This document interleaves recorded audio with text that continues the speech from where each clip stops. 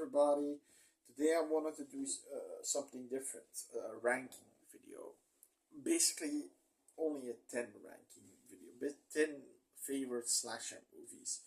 Because there are a lot of reviewers who do 50 favorite slasher movies, and then I'm thinking, okay, the 50th one is the shittiest one, right? The meaning of these ranking videos are that every slasher movie in there is the one that you're capable of seeing multiple times. So these 10 movies that I'm gonna give you, I've seen them a dozen times. So let's start off with number 10.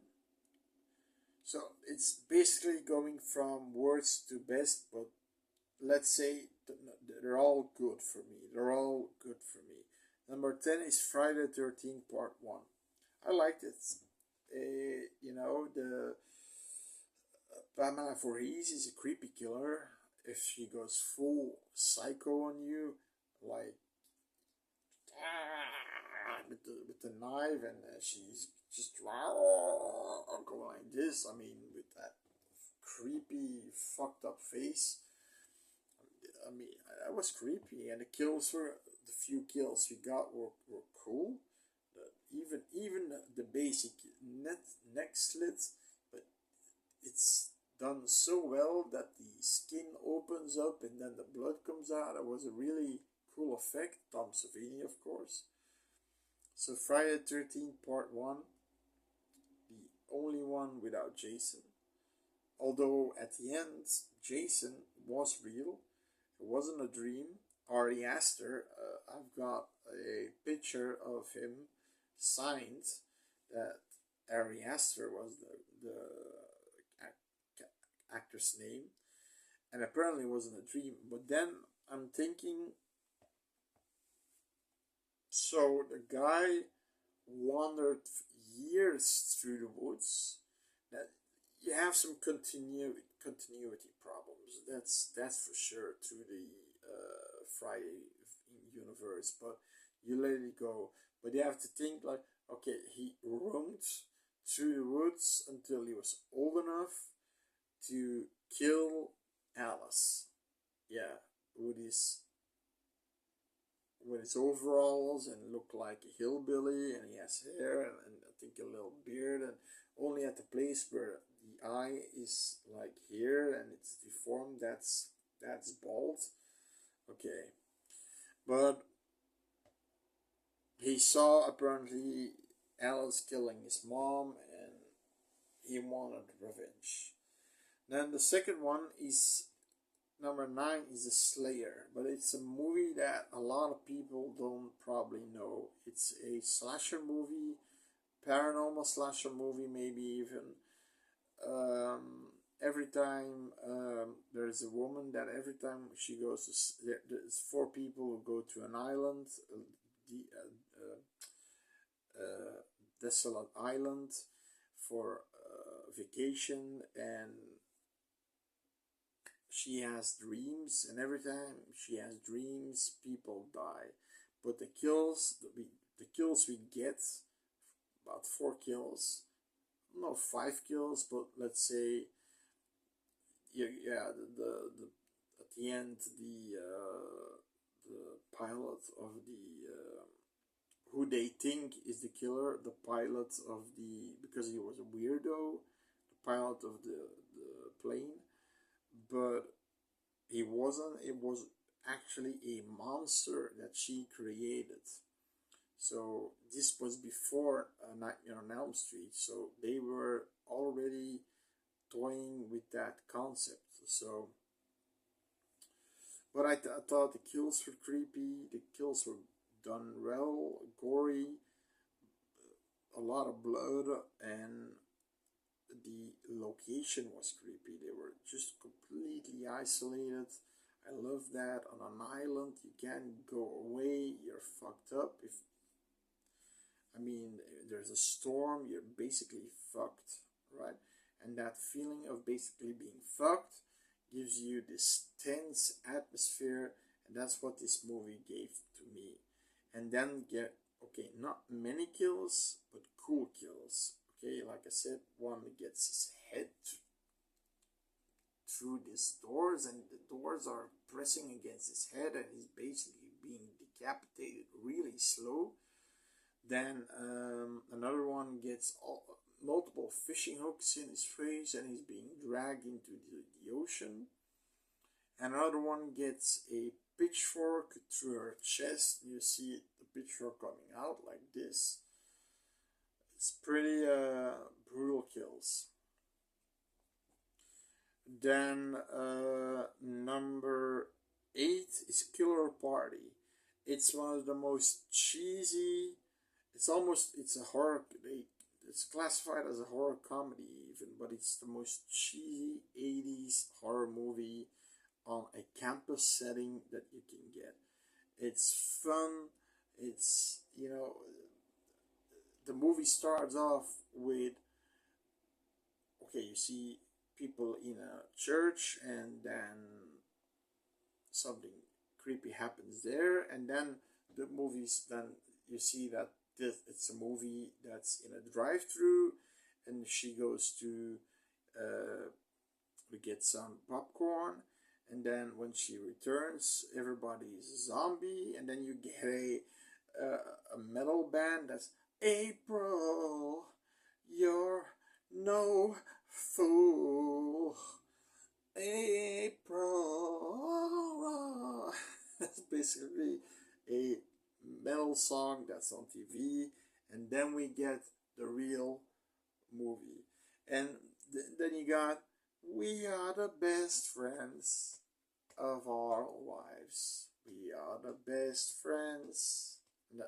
Like this, it's just cheesy, but the killer is a ghost who is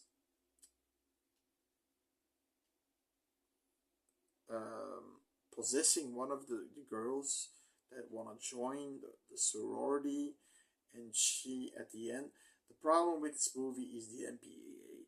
There were so many kills, so good kills, that they had to cut a lot, like guys getting killed and chopped into pieces with a machete, guys getting killed with a harpoon, people getting killed with a what's it called, like Neptune has this pitchfork thing. Yeah, you know what I mean. Because the killer wears this old school helmet thingy where the divers used to, they had a oxygen supply through something like a rope, or through a hollow rope, so because it's a Halloween party. No, it's a Halloween. I think it's a Halloween party. So they're all dressed, right?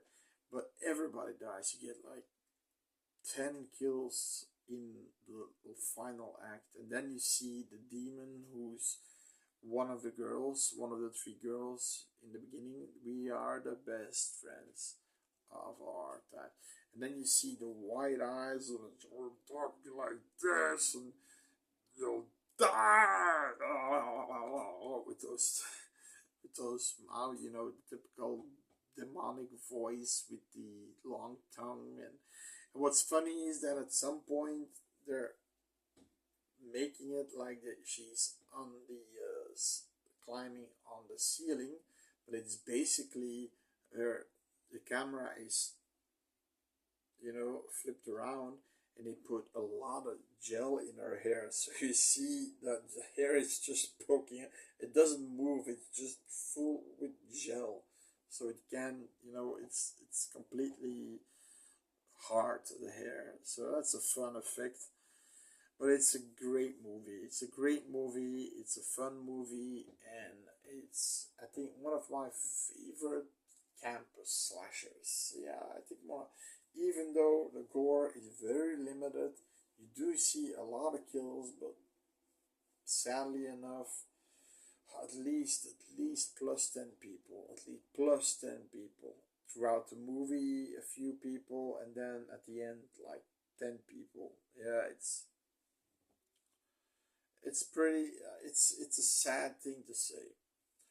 Now the following movie, number 7, is Friday the 13th Part 2. Is with Sackhead Jason, who I like.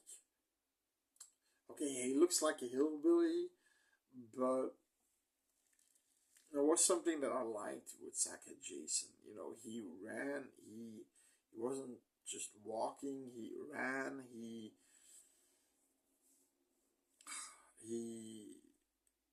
was somewhat clever in his ways of killing. Um, and the okay, the kill, you've got the one kill that still to to this day is one of the creepiest kills of all, where the wheelchair guy is yelling to a girl, "Are you there?"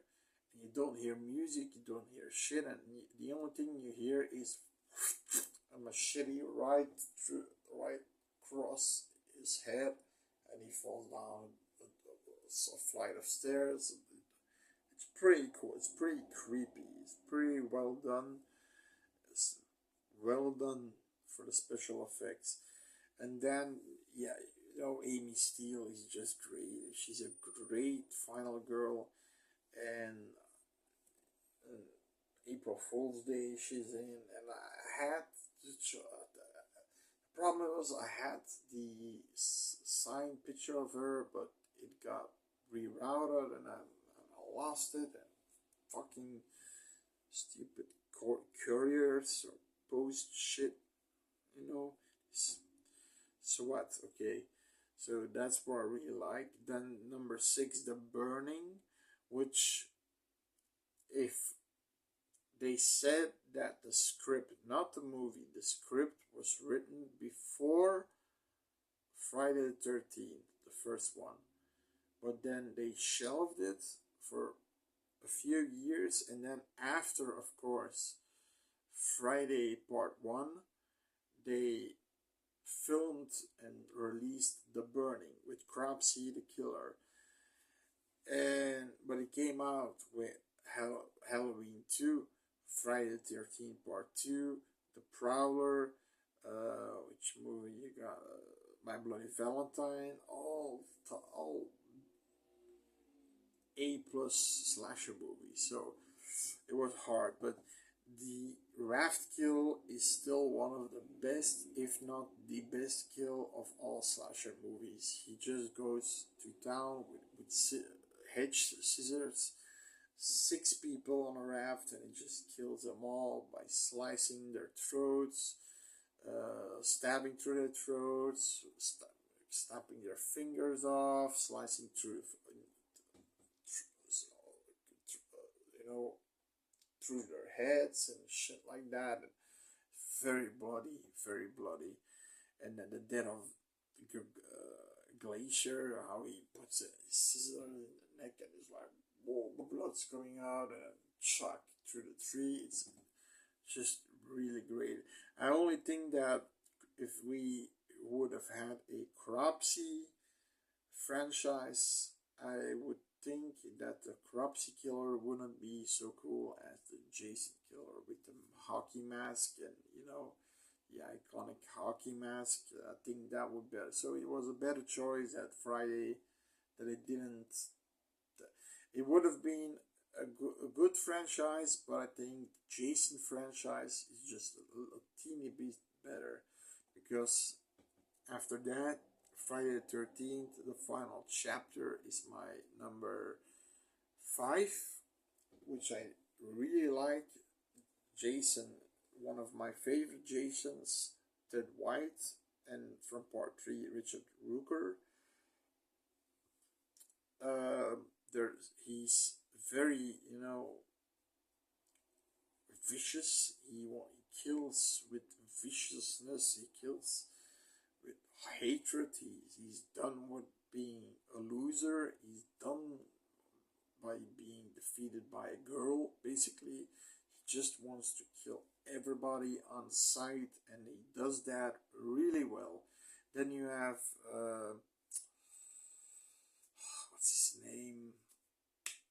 The funny guy who dances weird, and there's this scene between them, and the other says he got a limp dick, and it's right a scene out of a Tarantino movie. It's just great. Um, I can't come on the actor's name because he became a rather famous actor.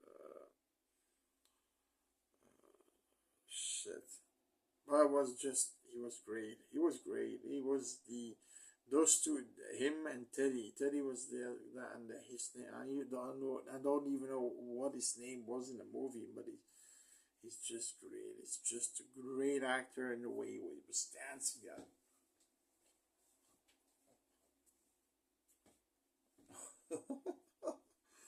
Oh, great.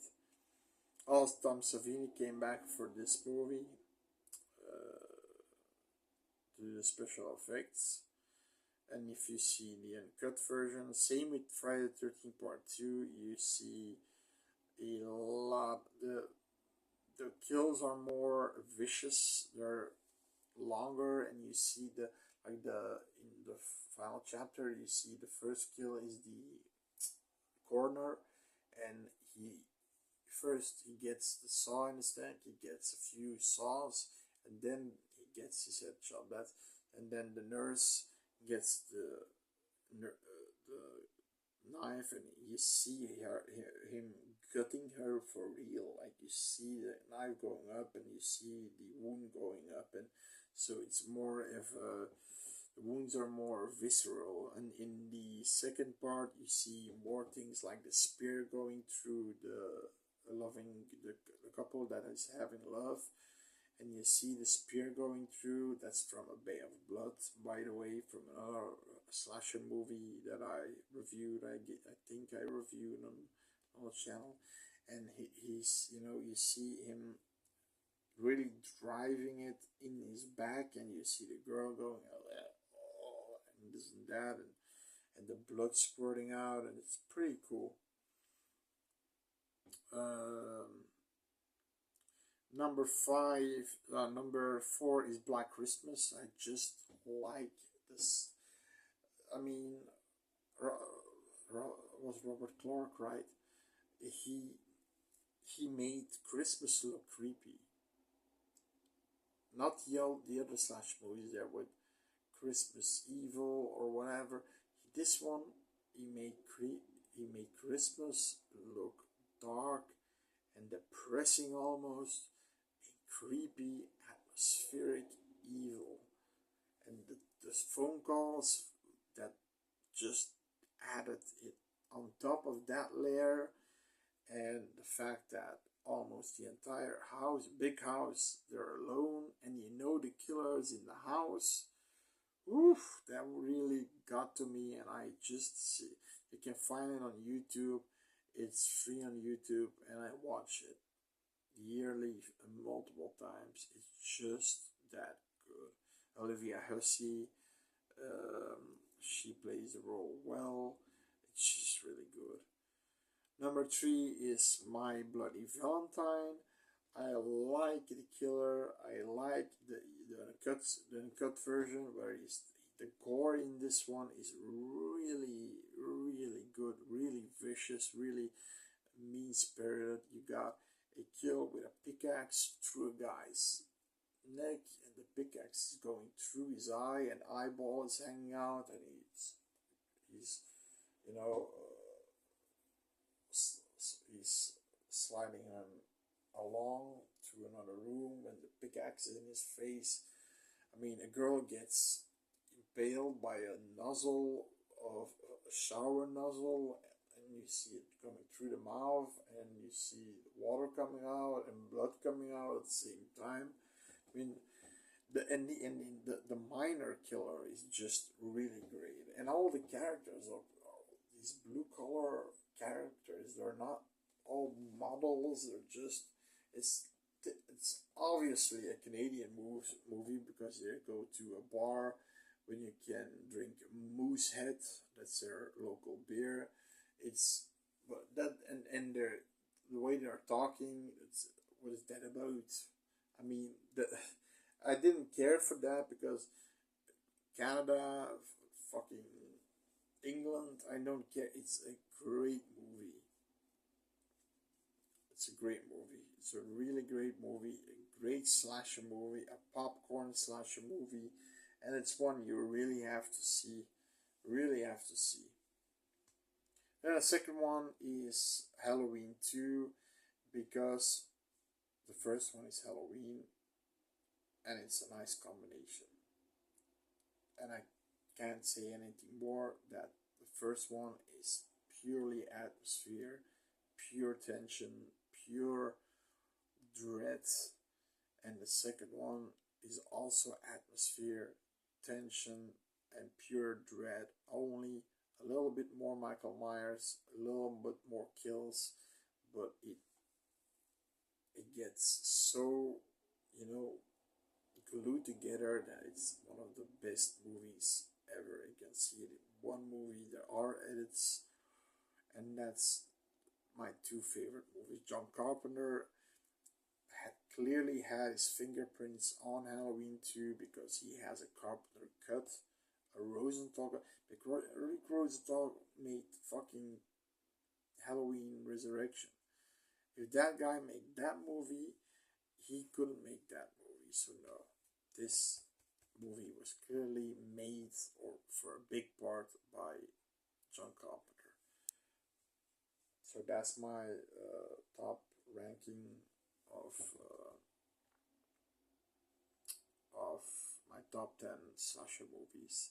Hope you enjoyed it. It's my ranking, so it doesn't need to be your ranking, but now you know what my ranking is. 50 or maybe 20, but 50 or 100 best slasher movie. No, I'm not gonna do that because then you're gonna get shitty slasher movies at the beginning and good ones at starting from 20 or something. So yeah, this is my top 10. See you later.